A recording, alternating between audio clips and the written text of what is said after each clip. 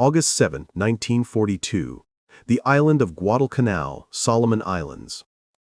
The first landing craft strike the black volcanic sand of Red Beach as morning mist clings to the jungle canopy. The sound is mechanical steel on stone, engines groaning against the surf. 19,000 United States Marines wade ashore, rifles held high above the warm Pacific water. The air smells of salt, wet earth, and something older, the dense rot of tropical vegetation that has never known the boot of industrial war. In the tree line, unseen eyes watch. The Japanese garrison, caught mid-breakfast, scrambles for weapons. Within hours, the airfield they have been building, nearly complete, nearly operational, falls into American hands. The Marines rename it Henderson Field.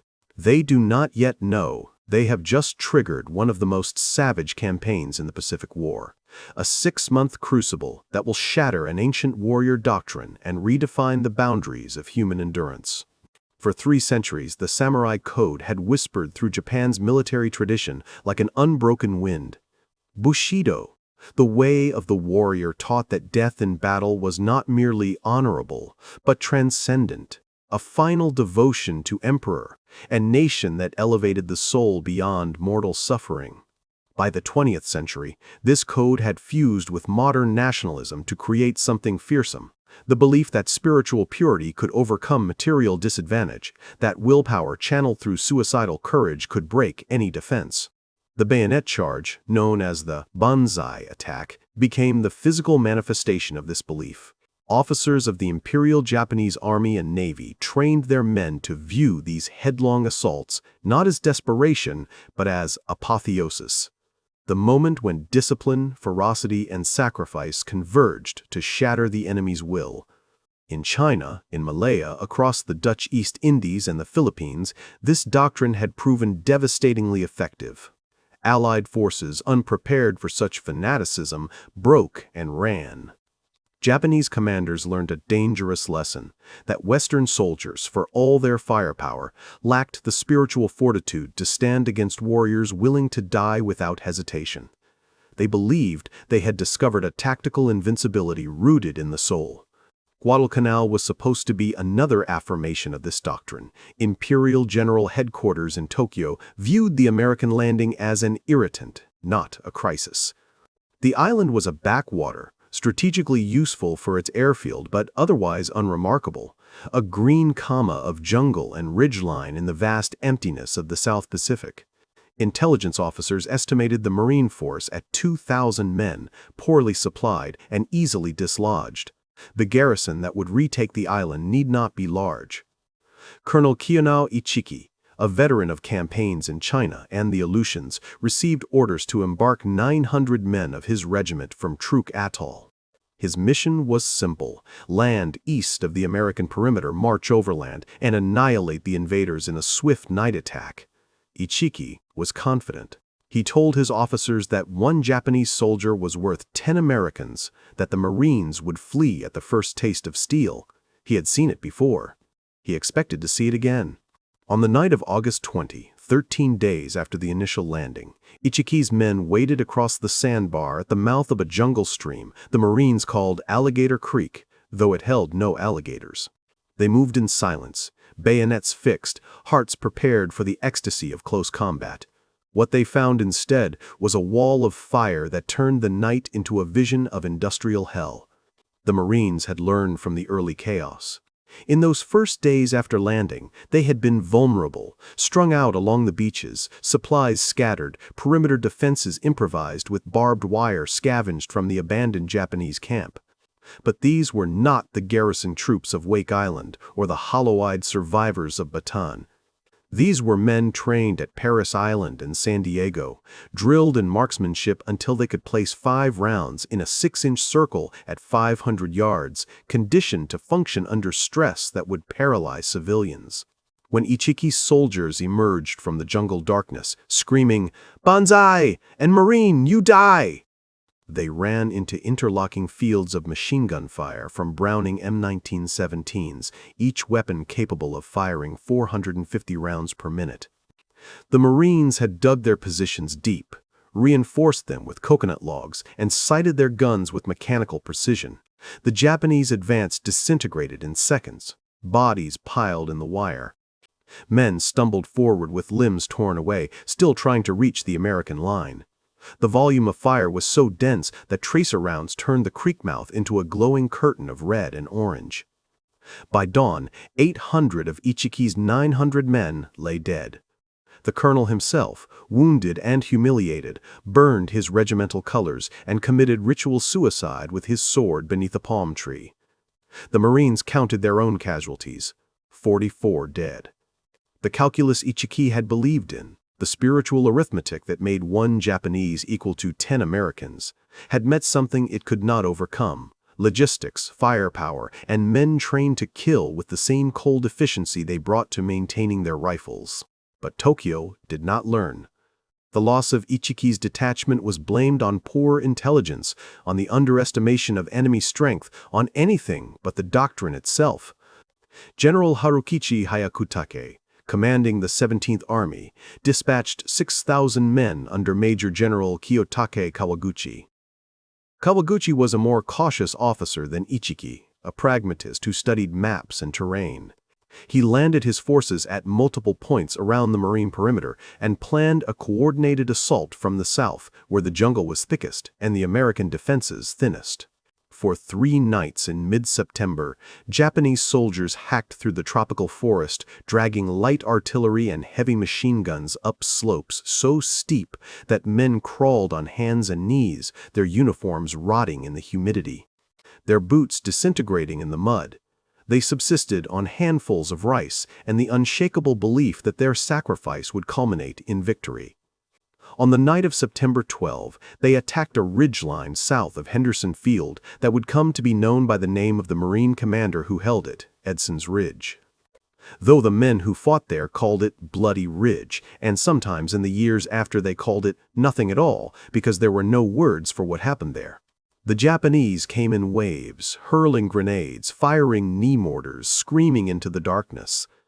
The Marines, outnumbered and exhausted, fought with rifles, machine guns, bayonets, and, finally, when ammunition ran low, with entrenching tools and fists.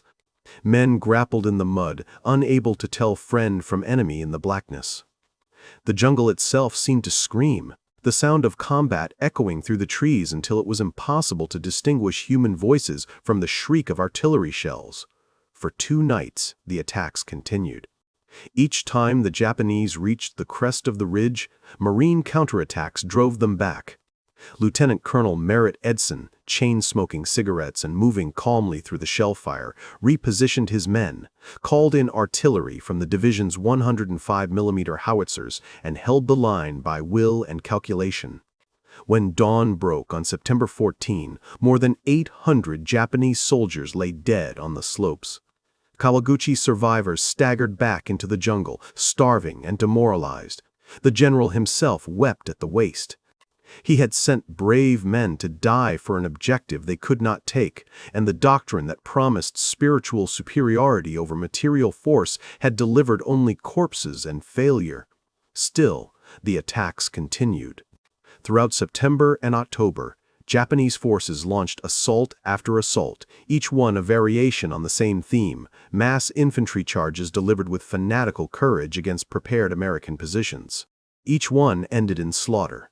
The Marines, reinforced now by Army units and supplied by a tenuous air and sea lifeline, had transformed their perimeter into a fortress. They dug deeper, laid more wire, registered their artillery on every likely avenue of approach. They learned to sleep in shifts, to eat cold rations in the rain, to endure the nightly shelling from Japanese cruisers and the daily terror of air raids.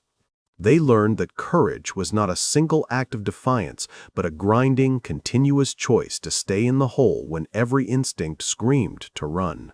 The Japanese soldiers, for all their bravery, could not overcome the fundamental mathematics of modern war, that firepower and supply lines mattered more than warrior spirit, that a man with a rifle and adequate ammunition would kill a man with a bayonet and empty stomach every single time. The symbol of this disparity became food. Japanese soldiers on Guadalcanal starved. Their supply convoys, harassed by American aircraft and submarines, failed to deliver even basic rations. Men subsisted on grass, on roots, on the bark of trees. They called Guadalcanal Starvation Island, and in their diaries, recovered later from bloated corpses in the jungle, they wrote not of glory, but of hunger, of the crushing weight of empty bellies and the slow dissolution of unit cohesion as men became too weak to fight. One captured diary, translated by Marine Intelligence, recorded the final days of a Japanese infantry platoon, September 28, no food for 3 days. We eat leaves. October 1, 2 men dead from dysentery. We cannot carry them. October 5, I can no longer walk. I hear the Americans singing at night. They have much food. We have nothing. American soldiers, by contrast, ate canned rations that, while monotonous, provided 2,800 calories a day. They received resupply drops of ammunition, medical supplies, and mail from home. The contrast was so stark that Japanese prisoners, rare for most, chose death over surrender, could not comprehend it. One captured officer, asked why he had finally surrendered, replied simply, "I was too hungry to die properly." The Banzai charge, in this context, became an act of desperation disguised as doctrine. On the night of October 24, General Masao Maruyama led 9,200 men in a massive coordinated assault across the entire southern perimeter. It was the largest Japanese attack of the campaign, a final attempt to break the American hold on Henderson Field and reclaim the initiative. Maruyama's men advanced through the jungle in columns, guided by compass and the glow of American flares. They attacked in human waves, each surge announced by bugle calls and the rhythmic chant of Banzai. The Marines, now veterans of 2 months of combat, met them with disciplined fire. Machine gun barrels glowed red in the darkness. Artillery crews fired their 105s at point-blank range, turning shells designed for distant targets into giant shotgun blasts that scythed down entire squads. By morning, 1,500 Japanese soldiers lay dead in front of the Marine positions.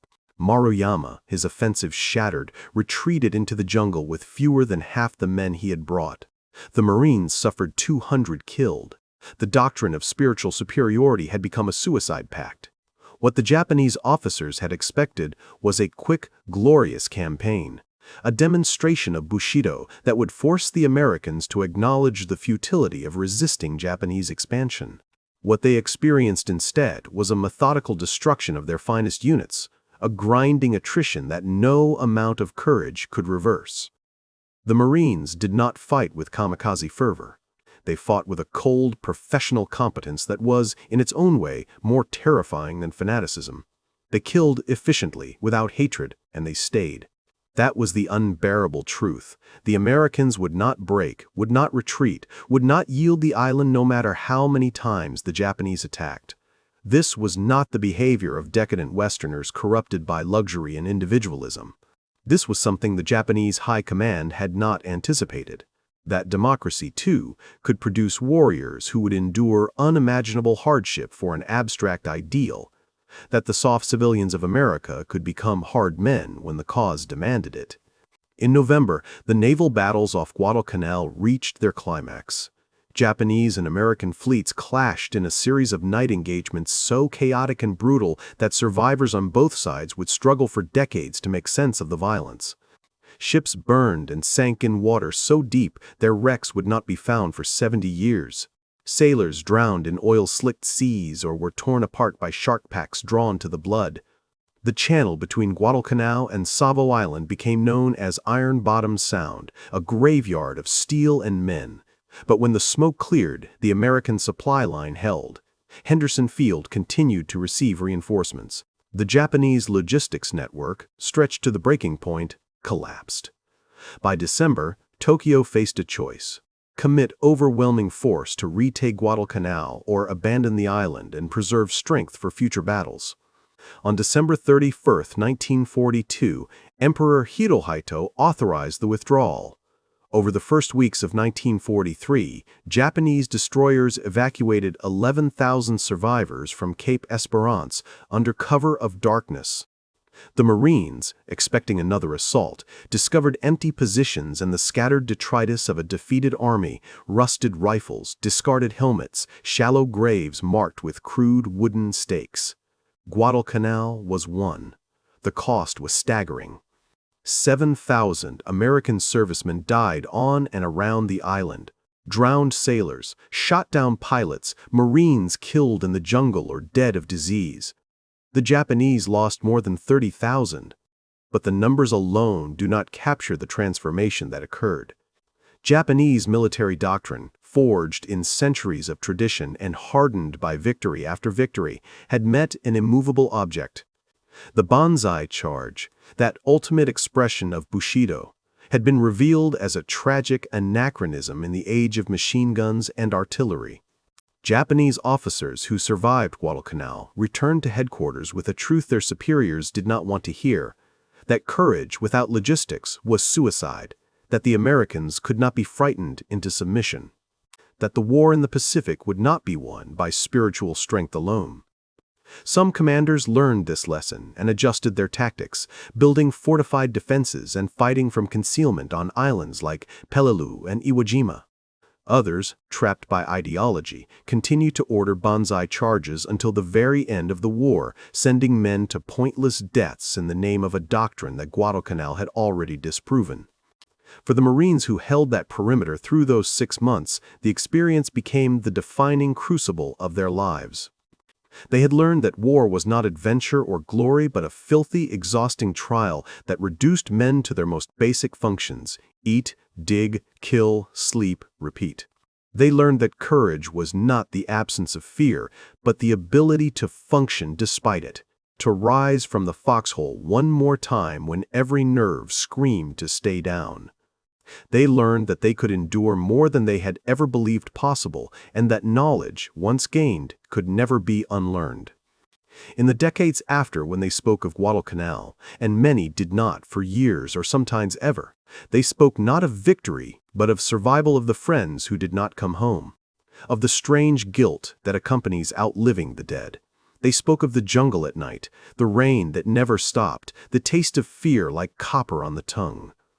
They spoke, sometimes, of the Japanese soldiers they had killed, men who had fought with a bravery that deserved a better cause and a doctrine that deserved to die. The symbol that haunts this story is rice, that simple grain that sustained empires and starved armies. The Japanese soldiers on Guadalcanal dreamed of rice, wrote poems about rice in their diaries, hallucinated the smell of cooking rice as they died in the jungle.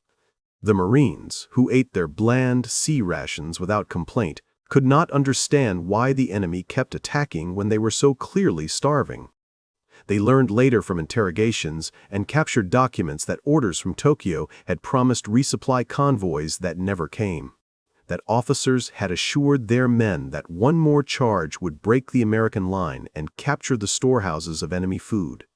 The rice that never arrived became the symbol of a larger failure: the inability of the Japanese Empire to sustain its far-flung conquests, the gap between ideological ambition and industrial capacity.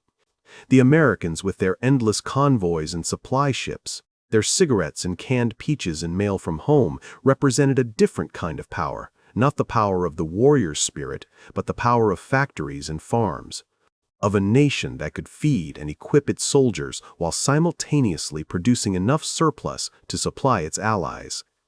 This was the abundance that democracy made possible, the wealth that flowed from free markets and free men.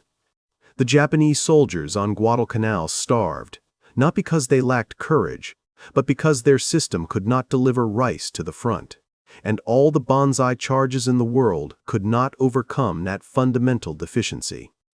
By February 1943, the last Japanese soldier had been evacuated or had died in the jungle. The Marines handed over control of the island to Army garrison units and shipped out to rest camps in Australia. They were thinner now, malaria-ridden, hollow-eyed. Many would return to combat in the campaigns to come, Tarawa, Saipan, Okinawa carrying with them the lessons of Guadalcanal. The island itself, once a remote colonial backwater, became a logistical hub, its airfields and ports supporting the drive north toward the Japanese home islands. Henderson Field, that scrap of coral and dirt that so many men had died to hold, became a symbol of American resolve, proof that the island-hopping strategy could work, that the road to Tokyo was long but navigable. The Japanese High Command, chastened by the disaster, withdrew its best remaining units to defensive positions closer to the home islands, trading space for time. The initiative in the Pacific, seized so spectacularly at Pearl Harbor, had shifted irrevocably. The war would continue for another 2.5 years, but the outcome was no longer in doubt. What changed on Guadalcanal was not merely the strategic situation, but the psychology of both sides. Japanese soldiers and officers who had believed themselves invincible learned that belief alone could not stop bullets. American Marines who had landed on that black sand beach with the uncertain confidence of the untested learned that they could match and surpass the enemy's fanaticism with a different kind of strength, the strength of disciplined teamwork, and the stubborn refusal to quit. The Banzai charge, that ancient ritual of death and honor, became a relic, a tragic footnote in the story of a war that had outgrown the capacity of any single doctrine to determine its outcome. In its place emerged a brutal calculus, that modern war was won by those who could produce more, supply more, endure more. The Japanese Empire, for all its courage and all its warriors, could not compete with the industrial colossus it had awakened on December 7, 1941. Guadalcanal was the moment that truth became undeniable. The island still exists, of course. The jungle has reclaimed most of the battlefields. Rust-eaten relics, helmets, canteens, shell casings emerge from the undergrowth after heavy rains. Local villagers, the descendants of those who hid in the hills during the fighting, will guide visitors to the ridgelines and beaches, if asked, pointing out where the Marines dug in, where the Japanese attacked, where the dead were buried in mass graves and later disinterred for repatriation or reburial in military cemeteries half a world away. The airfield still operates, servicing small commercial flights. The waters of Iron Bottom Sound, clear and blue in the tropical sun, conceal the shattered hulls of warships and the bones of sailors who never came home. It is a quiet place now, beautiful even if one does not know the history. But for those who do, the silence is heavy with memory. The memory of 6 months when the world balanced on a knife's edge. When the outcome of the war hung on the ability of 19,000 young men to hold a jungle island against an enemy who believed death was preferable to defeat. The final truth of Guadalcanal is this, that ideology, no matter how fervently believed, cannot overcome the realities of logistics and firepower. The Banzai charge was unstoppable only in the imagination of those who ordered it, and the nightmares of those who had never faced it with adequate preparation. When met with disciplined resistance, with interlocking fields of fire and soldiers trained to stand their ground, it became a death sentence for those who carried it out. The Japanese officers who believed in its invincibility learned, through the loss of thousands of their best men, that the modern battlefield had no room for medieval notions of honor. The Americans, for their part, learned that democracy's greatest weapon was not any single technology or tactic, but the ability to organize, supply, and sustain a war effort across oceans and continents, to feed and arm and transport millions of men and keep them fighting long after the enemy's strength had been exhausted. Guadalcanal was the crucible in which these lessons were burned into the collective consciousness of both nations. It was the place where the myth of the invincible Banzai charge died, and with it the last illusions of a quick Japanese victory in the Pacific. The Marines held for 6 months, and in doing so, they changed the course of history. The jungle remembers. The men who were there remembered until their own deaths, and some nights in the darkness, perhaps the island itself remembers. The sound of Browning machine guns, the smell of cordite and rot. The voices of young men calling to each other across the terrible distance between foxholes, holding the line, 1 more hour, 1 more night until the dawn.